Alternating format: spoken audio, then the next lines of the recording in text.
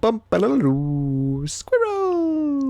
So hello, and welcome to another Legends of Runeterra video. My name is Chris, and today we are going to be talking about Saltwater Scourge and how we can improve upon this mode. Because I think that this has been a good first attempt from Riot, but I do truly believe that this mode and this kind of thing has infinite potential to where this could become, better than, even the normal game. I do think that this kind of thing has so much potential within it.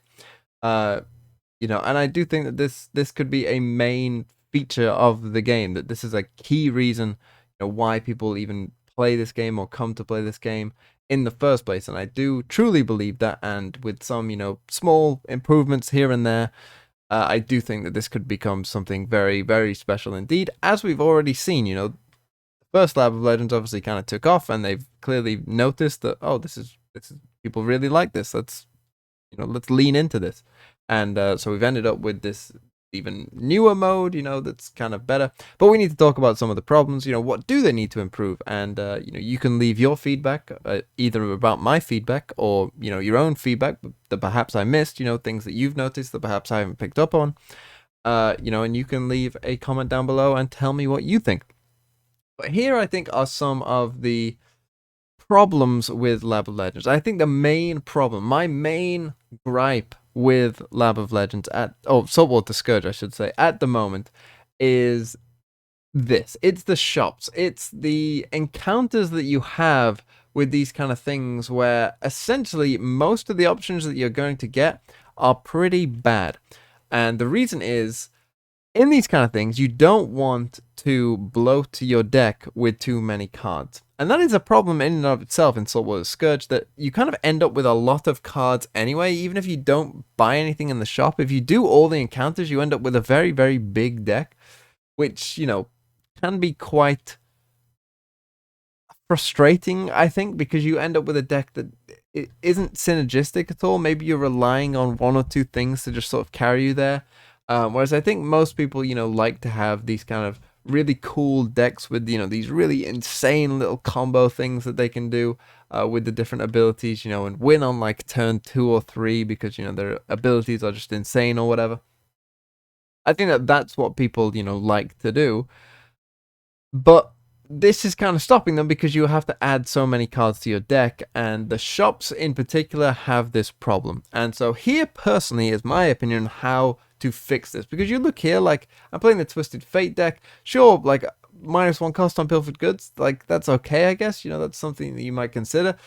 But, the others, like, are cards that aren't in my deck already. Like, there's no real need to, like, go for any of these. Like, why really would I add these cards to my deck? Why would I even bother?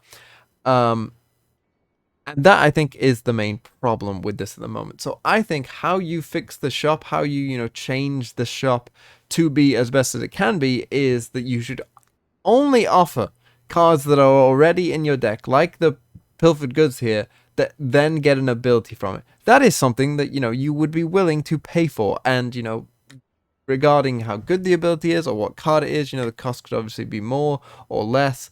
And that would be a thing that you would then have to make choices about, that you couldn't afford to have all the different things. And, instead of like, I'm never going to buy 3 Pilfered Goods, I am only ever going to buy the 1 to get the ability on all my Pilfered Goods. So I think that you should just scrap the idea of buying 3 of them. You should just have, the choice of, you can give these different things abilities if you pay, your whatever it is, doubloons for them. That is what I would do. Or I know there is a shop later on, near the end of most games, where you can buy an ability, and that's another thing that I think would be better. Instead of getting abilities, what if you had to buy them? Now all of a sudden, grinding different things and grinding for a different ability if you want one could be quite important. Sure, maybe you get like 1 for free, but then the second one you have to buy. Something like that, I think, would be really consequential and force you to make choices. For instance, if you want to speedrun something, maybe you can't even afford a second ability, or maybe you have to buy a common second ability rather than going for an epic one. Something like that where you're being forced down different paths to make decisions, or you're limited or restricted in some way. And also the shops have things that you actually want to get. I think that that is a crucial thing to help make Lab of Legends as good as it can be. And regarding getting too many cards or getting a bloated deck that feels unsynergistic, or doesn't really, like, you just got a lot of different random things in your deck, I think what they could do instead is, instead of offering single cards at the end of encounters or something like that, is to offer cards less often, but when you do offer cards, offer them in bundles like they do with the champion. So whenever you pick a champion, it normally comes with a couple extra cards, right? And I think that they should just do that for all of the different cards that you pick. So you go from encounter to encounter, but you just add a bundle of cards so that no matter what you pick, it at least has other cards that it synergizes with as well, rather than you just picking up a random card from a different region that doesn't make any sense with the rest of what you're doing in your deck. You have a little bundle of cards that make sense together that, hopefully you can help tie in to the rest of your deck instead. I think that that would be a better way of making sure that you can stick with a general synergy. Sure, not always is it going to be like perfect synergy, but things will work together, and it doesn't feel like, oh, I just drew a random hush, and that's my only Targon card, and I can just randomly silence an enemy, like, even though that's not doing what the rest of my deck is doing, because that seems to be happening quite a lot, at least to me. So I think that that is the way that I would personally fix the shop. Now, I would say that the shop is my only real major gripe with the mode as it is, but I do think there's a lot of different things that they could add that would just, take this thing to the next level. One would be, and we know that they are said that they are developing other maps and the like. Well, when they do develop those other maps, one thing I would like to see is them keep the old maps. Keep the ability to play against Gangplank, or let's say the next one is, I don't know, Noxus, right? And the main boss is, I know Swain is like the mid-boss in this, but let's say Swain is the big boss in, the Noxus one. I want them to be able to keep the Gangplank map in there as well, so that you can go back and try the Gangplank one and the Bilgewater one, and so that you have all these different maps to play on. Now, I'm not sure if they will do that or not, but I really do hope that they will, so that, again, it just allows you to keep things fresh. You can challenge yourselves on the different maps. There could be, as I say, like speed runs, or trying to get an SSS run, for all the different things, like this, what is it, speed, treasure, and like not dying, I think it is. Trying to get triple S on all the different maps, that would be a challenge that people, would be very difficult to do probably, but, something that maybe they could try. Things like that, I think keeping old maps would be really great. Another thing people have suggested, and I think I agree to some extent, but I think it would be interesting how you implement it, and I don't know how you would, is, again, it comes back kind of to the shop and the bloated deck thing, is obviously skips and rerolls. Now, I don't mind there not being like unlimited rerolls. I think that personally that can get a bit boring, but I don't necessarily hate it, because obviously you can just restrict yourself if you want to. But I do think there probably should be some level of skip. I do like the idea of having 3 skips like there is in the normal labs. I think that it, you have to kind of, it's an element of choice. When are you going to skip? Because if you use those skips early on, well, then I don't have them later. So do I just take this thing that's kind of mediocre now so that I can skip later? Or do I just, skip this mediocre thing now, and hope that I can find something good, and hope that I won't need the skips later? I'd like that element of choice that the 3 skips in the normal lads add, and I do think that it could be, implemented pretty easily into Saltwater Scourge as well. Another thing I think a lot of people would like to see is, and I would probably guess that this will come, I would think, is a difficulty mode, like it did in the other labs. Adding a difficulty mode so that you can make it really, really hard if you want, because it feels like at the moment it's kind of like maybe the odd encounter will be difficult. I've had a lot of problems with late Legion Marauders sometimes, but it feels like the mid-tier boss is like, it will get you down in health, but you'll probably win. And then, the other encounters feel like, very possible to win. Maybe the odd one is a bit difficult, and then Gangplank is actually like hard. And that seems to be, it literally does go like easy, easy, easy, like meh, and then pretty easy, and then super hard. Like that seems to be like what's going on, or at least in my experience, that's sort of what has been going on. And I think, but then again, I have been doing speedruns, so perhaps that's why Gangplank feels so hard. But I do think that different difficulty levels, could be really fun. You want to just a chilled, laid back, like see whatever the best thing you can do is. Sure, play on normal, but you want that challenge. You want to be challenged from like the start. You can go on to higher difficulties, and I think that would be nice. Maybe Gangplank, or the boss doesn't even change in difficulty level. Maybe this is already they deem hard enough.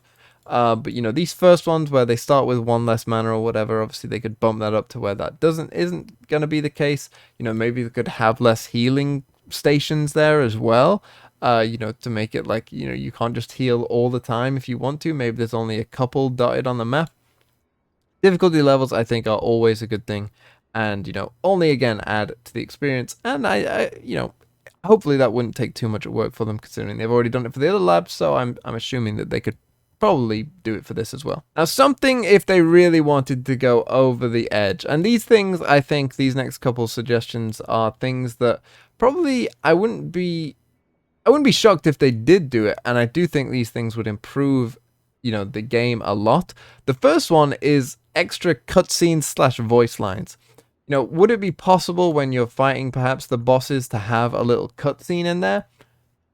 Maybe that would get tired after like the first one or whatever. You could always skip it, I guess, if you've done it once before. But would it, would that be a problem if you could add, either extra voice lines, the voice actors for the various characters come in and just do like a quick voice line or two, for the mode, or, as I said, you do a quick little like animation cutscene. Either way, I think that would be obviously really cool if they could add and just sort of heighten the experience of the fact that it makes you feel like you're there and you're in it and you're experiencing this world. That would be really nice. And another thing would be, and this is just maybe a personal gripe of mine, but when they said it was going to be the Saltwater Scourge, I thought we were going to be fighting in Bilgewater, and personally I would prefer if the champion that you chose wasn't one from Bilgewater, and instead the mid champions was a Bilgewater one. And I would prefer if you fought against Bilgewater the whole way, and it felt like you were fighting through Bilgewater rather than like randomly fighting Swain or Azir or whoever else, like randomly fighting them here. I kind of would prefer if this was I'm fighting through Bilgewater and I'm ending with Gangplank, who's kind of the big boss of Bilgewater. That is what I personally would prefer. Or maybe, you start as Misfortune trying to kill Gangplank at the end, you have to go through all the rest. That I think would be a better thing, and you could also tie it into the lore. Now, I think that the lore aspect of Legends of Runeterra has been one of its biggest successes. For people that care about the lore of this universe, Legends of Runeterra, I think, has been, a saving grace for those people. A way of expanding, the different characters in so many unique ways. And this, I think, could also add to that. For instance, maybe the next map is a Noxian invasion of Ionia, or an Ionian repel of the invasion. So, for instance, you would start off as one of the Noxian champions, say a Swain, say a Darius, whoever. And you're going through like Riven and Aurelia and maybe Karma and taking over Ionia. That would be really cool. That would, again, heighten to the lore, and I think it would be much better than having like this random encounter with Swain. Like, why is Swain here? Or Karma, or probably Karma is even more confusing. Why is Karma there? Or Azir? Like, why are they here midway through? Like, I want it to feel more like I'm in it, like I'm there, like I'm fighting in Bilgewater, or I'm invading Ionia. I want it to feel like that is what is going on. That's just my personal preference. Perhaps people will disagree and not care about that. That's perfectly fine.